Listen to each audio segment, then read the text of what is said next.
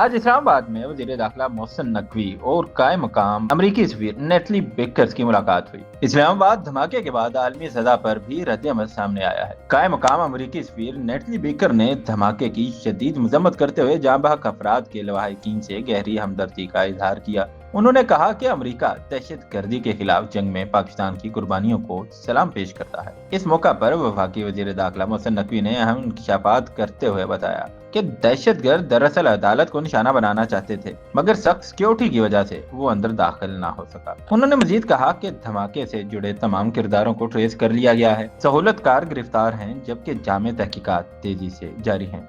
मोहसिन नकवी ने वाजे किया कि मुज़ाकरात और दहशतगर्दी एक साथ नहीं चल सकते। इनका कहना था कि पाकिस्तान और अमेरिका के ताल्लुकात दोस्ती और बाहमी एतमाद पर मबनी हैं और दोनों ममालिक दहशतगर्दी के खात्मे के लिए मुश्तरका इक़दाम जारी रखेंगे। कायम मकाम अमरीकी सफीर ने पाकिस्तान की इंसदाद दहशतगर्दी कोशिशों को सराहा, जबकि IG इस्लामाबाद पुलिस समेत दीगर हुक्काम भी इस मौका पर मौजूद थे।